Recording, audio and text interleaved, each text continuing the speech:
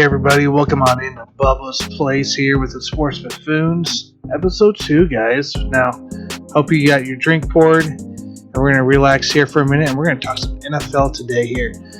Just a reminder to like, subscribe, follow, download, whatever it is, however you can support the channel, it's great. We'll be live this week with the Sports Buffoons on Wednesday 8 p.m. Yes, I said that last week, but we had a wonderful technical glitch on that one. So, yeah, as you know, of course, computers like to break down and stuff. Well, we had a blue screen of death, and I could not get it fixed quick enough, and it was about 30 minutes before the show. So, but we are back up and running. I did lose all my files. If you caught my episode last week, it is a different intro, and it will be a different outro song because I can't remember what the heck it was. But, hey, I found a different one. I like this one probably even better. Hopefully it sticks out with it. Let me know what you guys think about it as well. Well, guys, week 2 is in the books here. The Packers beat the Lions here to solidify that week up. And you know what? I know it's week 2, but we got some way too early NFL talk to be able to begin about. A couple topics I do want to talk about today, and you guys might debate with me a lot on this one. But again, reminder, it's way too early. Week 2 is just finishing up as we go into week 3. But there's been some big plays going on, right? Lamar Jackson just beat Patrick Mahomes on Sunday Night Football. Jameis Winston's back to his old self, throwing 2 picks. Teddy Bridgewater continues to lead the Denver Broncos to a W. So I know it's way too early to talk. It's just a couple games and everything, but there's some promises around here. Now, today's outline here today, guys, is we're going to talk some way too early MVP talk about just one candidate this week. I'll give out more candidates as our weeks progress. I might even shoot out one if I'm able to later on this week. I might shoot you another one. And then we got playoff scenarios, right? Yes, I know, it's week 2. We just finished week 2. We're going on week 3. We don't need to talk about playoffs. Well, I'm going to give you my playoffs. It's kind of a power ranking still, but I'm not going to list them all down like a Nick Wright and stuff. I'm going to go about and give you a very quick recap of what I believe the playoff scenario is going to look like at the end of the year after coming off of just 2 weeks of football. And it's just going to be an eye test. That's why I'll repeat that again. It will be an eye test. This isn't stat football. I watched Red Zone and a couple games, and I've watched pretty much everybody play here the last 2 weeks. Thank you, Red Zone, for that as well. And there was some excitement in this league here, especially with the Titans beat Seattle, which I didn't think, especially coming back from behind. So we got some. We'll talk a little bit about that here at the end of the show. So, but guys, let's take a sip and let's kick it off here. Way too early MVP talk. And here's my candidate for MVP talk this early in the season already. This isn't a guy. Let's back up here. This is a guy that got away from a horrible, horrible run organization, and we're seeing it continue even with the new coach, with the new quarterback. And you're continuing to see this horrible week he had with not this guy, but his backup had 4 interceptions, the rookie, against Bill Belichick in that defense. This is a guy who may have had a blessing to revive his career, if you come to think about it. So Sam Darnold is my guy, in case you're questioning. Sam Darnold, quarterback for the Carolina Panthers. 2 weeks in, 2-0.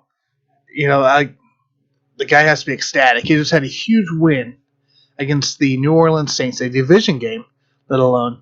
And after Jameis Winston came off that huge Green Bay high from week 1, he went back to good old Jameis Winston from 19. So, obviously, nobody's kind of surprised. Hopefully, we don't see him continue to struggle. But, they got Taysom Hill. That's not going to do the job either. So, I ain't worried about the Saints. But let's get back to Sam Darnold, guys. Sam Darnold, QB Carolina Panthers, 2-0. 2-0, guys. Not 0-2 like he started with the Jets every year. Not horribly playing like he started with the Jets.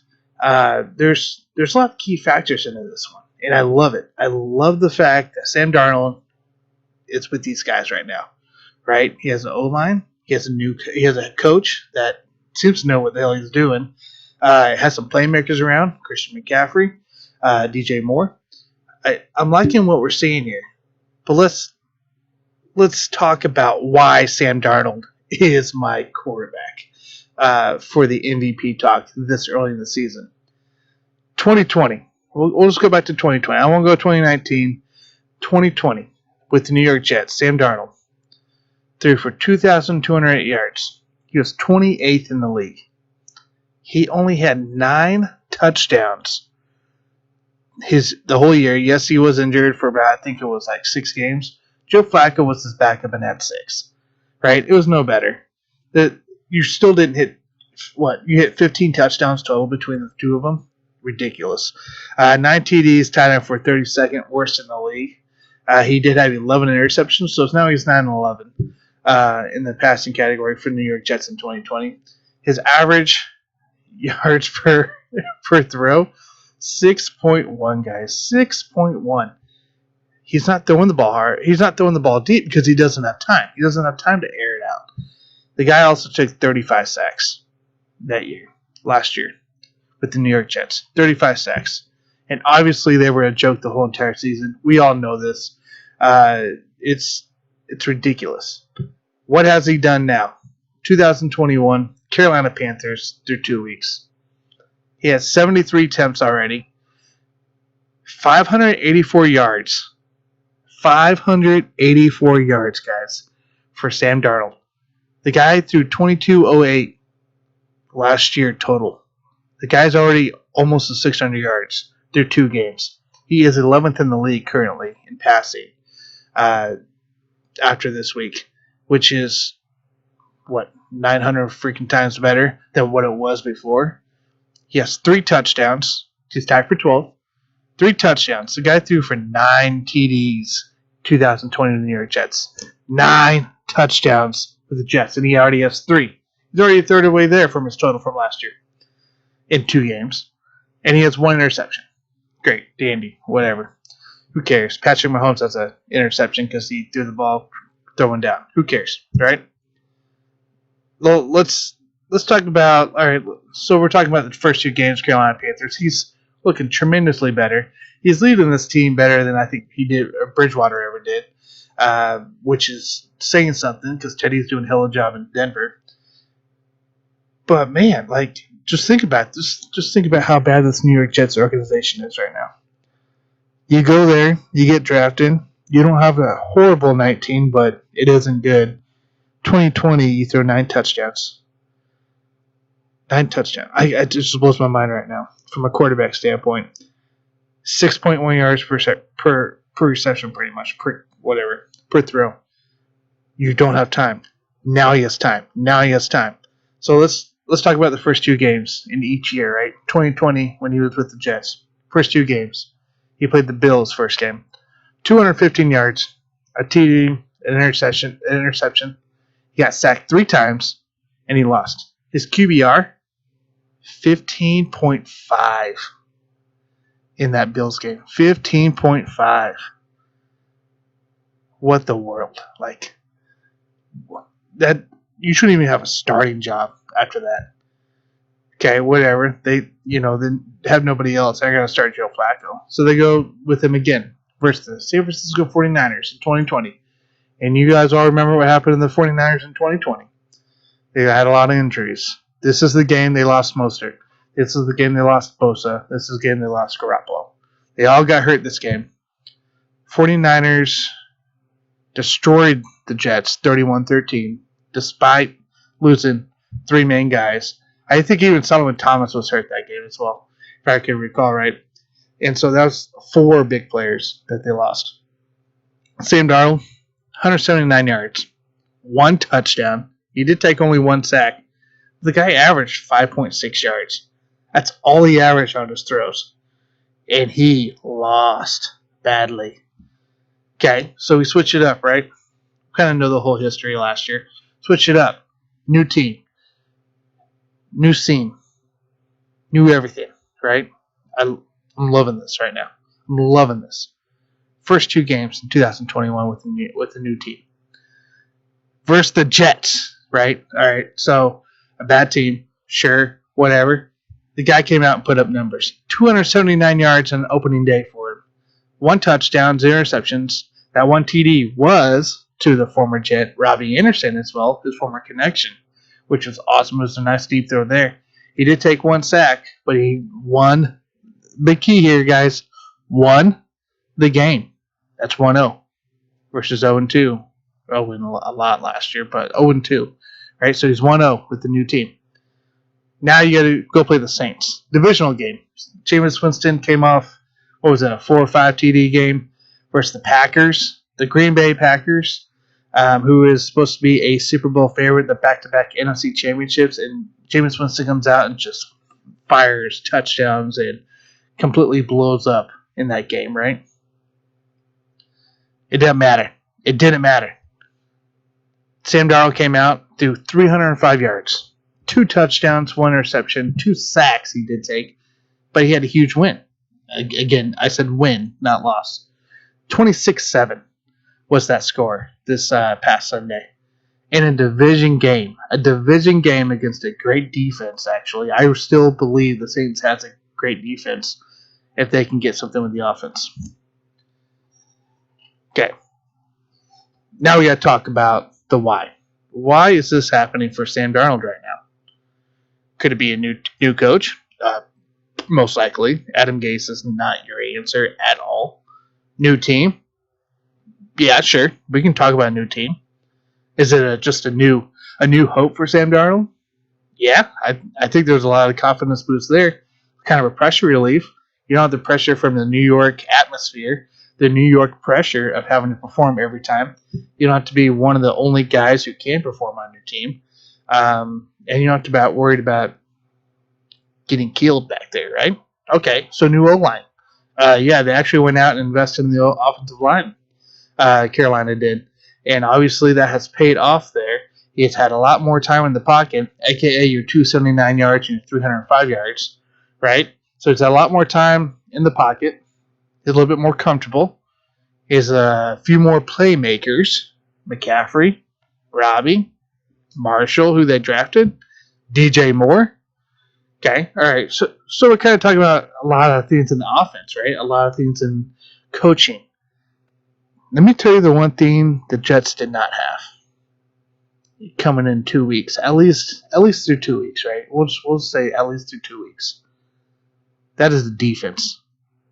How about that Carolina defense? Yes, they played a Jets team that's bad. Fine, whatever you want to talk about. It doesn't matter. You got to perform, and you got to do your job. The defense, guys, is holding teams, so the 2 teams, right? Holding teams total to 25% on third down conversions. That's second best in the league to the Vikings. Second best. 21 points allowed. Best in the league. They forced 3 turnovers in 2 games. And they have 10 sacks in 2 games. 10? I don't know if you guys heard that right. 10 sacks in 2 games combined through that defense. Bring the pressure, baby. Bring the pressure. They want to come play for the Chiefs right now because I take them. I take this defense all day right now, the way they're playing. This is kind of the key I believe Sam Darnold was missing in his tenure with the Jets. They didn't have really a solid defense. They didn't have a mid-tier defense. I mean, these guys might end up, middle of the pack at best by the end of the season. But what they're doing now is giving you hope, giving you chance, giving Sam Darnold, pressure relief so he doesn't have to carry this offense the entire time. He doesn't have to carry this team. Like, hey, I got playmakers out here on defense. I got playmakers out here in wide receiver. I got playmakers in the running back. Great. I don't have to do this by myself. That's exactly what Sam Darnold said. This is why I believe he will be a candidate for the MVP coming later this year. On this one, it's just how I see it. Like, if you have a defense that can stop people, you can be efficient. Now, another question that comes up, can he continue this? Can Sam Darnold continue these high yardage games, these touchdown games, the minimal turnovers games, right? Yes. I can't see why not. If you look at his schedule, guys, he has 5 teams in the next 10 games before their bye that are below average defenses. He will be tested, so he has games against Arizona, Dallas, Minnesota, who we saw that hell of a game with Arizona this last weekend. That was insane game. New England, who's actually looking pretty good on defense, and Washington. Washington, I still think, has pretty good defense, even though they kind of get beat up by the Giants. They're still a good defense, period. He should dominate the rest of those 5 games outside of those games. They're going to be close. I think he will give them a test. And it'll be a nice test for him, too, to see exactly how they line up against some of these guys that are playoff teams. So, who's the rest of the 5 games he has to play that are probably middle tier, not middle tier, they're in the back half of the league, let's be real, on defenses. Houston, Philly, Giants, Atlanta, even Miami. I'm not a big fan of Miami, especially since Tua's gone now, and I'm even more down on them. I don't think their defense is that great. Plain and simple. I think you got 5 winnable games going into the bye. And let's say you take the Minnesota, Washington. You could win 3 of those. Minnesota, New England, Washington, right? That gives you a hell of a record going in, competing with Tampa Bay for that division win, right? So if you think about it, Sam Darnold can continue, and he can. I really do believe he can with the weapons around him. So pending health, of course, right? Everybody's going to say that. There's a chance that it could be a Tampa-Carolina division, and these guys could possibly make the wild card. So it's going to be crazy. It's going to be interesting to see exactly. But this is a Sam Darnold revival. Revival, guys. It's revival of his career. Exactly what the Jets were trying to get out of him. And this is why he's in my MVP candidate, because he's like, nope, I'm here. I'm here to play. And like I've been trying to tell the Jets, give me some help. It didn't help it. Carolina, you've done it right. I know I was not a fan of you getting rid of Bridgewater, but I think in the end you probably made the right move. You made the right move for your organization, for your coach. And Sam Darnold, I think he can continue to this, and we will be talking about him possibly on our podcast on Wednesdays. Possibly, week 9, week 10, week 11, we start talking that MVP chatter. He might be one of the guys in the mix. Of course, time tells. Early in the season, it's hard to guess, but this is my way too early candidate for MVP. All right, guys, let's transition here. We'll keep it on the NFL here. Now, I'm not going to get too depth in this. This is we're going to go over playoff teams. Who do I think is playoff teams after 2 weeks? Right? I'm not going to get into stats. I got some it's mainly just eye test. Who have I seen the way they play, competed, and just, they don't have to win. You don't have to win to be you don't have to win to be in this playoff prediction yet. Right? You can be an 0-2, a 1-1 team. We know what you are, the way you play. Sure, you're going to miss some games, or you're going to be like the Browns who has to face the Chiefs week 1, or the Chiefs that face the Ravens. Tough games. So let's go over this here. It's going to be pretty quick, honestly. Like I said, I got some things to throw out, but it's not going to be very in depth yet. It's only 2 weeks, guys. But this is my way too early playoff prediction for the league. NFC, guys. We'll start NFC. I think the Cowboys, Minnesota, Tampa Bay, the Panthers, the Rams, and the Cardinals. Those are your 6 teams. I believe Minnesota, the way they've been playing, the way they compete with Arizona, they're going to be a hell of a team to play. They're going to cause Green Bay havoc.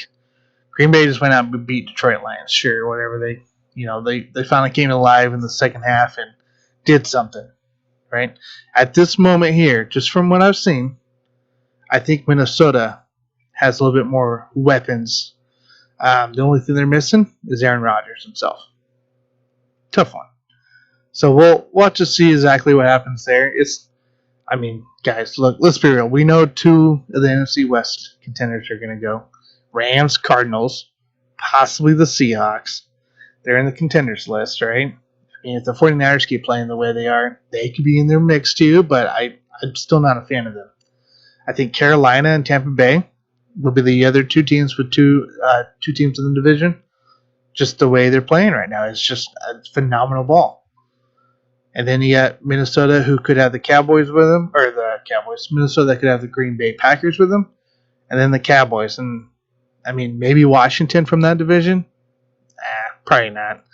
That'd be the closest team to get in there. So that's my NFC division. AFC, guys, I got the Bills, who had a comeback, a nice win against Miami this weekend. So good job, Bills, looking good. Josh Allen's looking great. Browns, who had a win this weekend against a Houston team that seems to be throwing a fight at people now, which is kind of shocked. But they did. Tyrod Taylor went down, so the Browns was able to get that and take care of that win.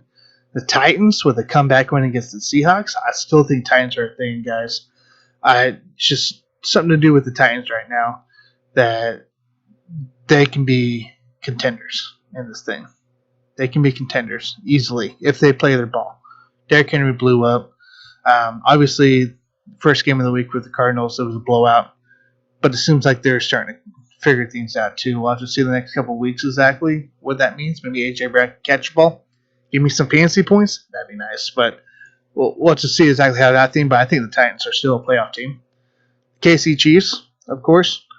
You can't count out Patrick Mahomes. Even when he throws a dumb interception and a Clyde fumble, and your defense can't stop can't stop Lamar. There's that. 2 AFC team guys. I think the Las Vegas Raiders are a possible wildcard team right now. They're 2-0. They beat the Ravens. Went out and actually beat Pittsburgh in Pittsburgh. Ruggs seems to be coming alive now. Derek Carr seems to be about where he's usually at between the weeks 2 and 6 until it gets cold. We'll have to see. Exactly. Chargers could be in that mix. And then my other one, I really do believe this. I think the Ravens still make the playoffs in the wild card format. Look, I'll talk about this more on Wednesday when we go over Chiefs Ravens recap for week 2. Without Lamar, that Ravens team is a 500 or less team. You have Lamar Jackson, one of the most best playmakers out there, gives you a chance. Sorry, I take a drink, guys. Gives you a chance, right? Lamar, he pumps that team up. He motivates that team. They had hella fight Monday night on week 1 versus the Raiders. Fabulous game, wonderful game. Week 2 against the Chiefs, they stuck it out. They were right neck and neck, even after that bad start with that pick to Tyrann Mathieu. Lamar Jackson, guys, is a playmaker. He's going to help this Ravens squad come together and be more than what we probably think they're going to be. Just for the fact that he is such a solid playmaker. All those injuries didn't matter to him. His offensive line was missing three pieces. Defense was missing a few guys too. And Lamar's like, nope, we'll be fine. We got this. Let's just go out and let's score. Let's score every drive that we can. And let's take it to them. Let's pound it at them. Let me run the ball. And he didn't just run out of bounds. He didn't slide. This guy was taking hits. I think the Ravens with Lamar Jackson is a wild card contender right now. Now, my 2 contenders that are looking on the outside in, New England Patriots, guys. Mac Jones. I'm not going to say he's Tom Brady because he's not. But Bill Belichick might have got his guy. He might have got his guy that he needs to run this kind of offense. And then the outside of that, Pittsburgh Steelers. Big Ben. If he can just have some healthy guys and maybe this nose tackle doesn't get freaking ejected on defense for dumb stuff, maybe they'll be alright. Get TJ Watt back. Be a playoff contender for sure. Anyways, guys, That's all I'm going to say about it right now. Like I said, it's week 2. Way too early podcast, right?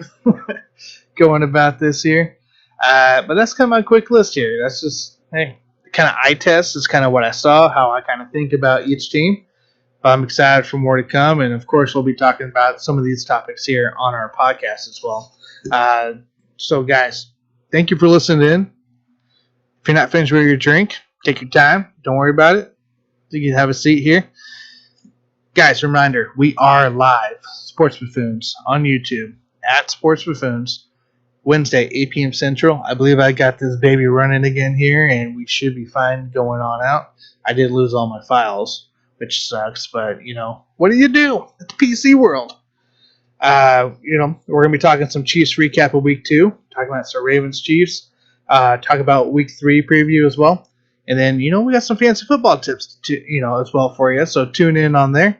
Please make sure you like, subscribe, follow, help support the channel any way you can. That would be great. And then connect with us guys at Sports Buffoons on Twitter, and you also connect with us through comments here on YouTube as well. And if you're listening out there on Spotify, Rolled, Anchor, Apple, whatever it is, appreciate you. Thank you for doing that, and I hope I'm bringing you solid content. All right, guys. Well, appreciate you guys joining me. Appreciate you guys having a drink with me. Let's head on to week 3, ladies and gentlemen. I will see you later.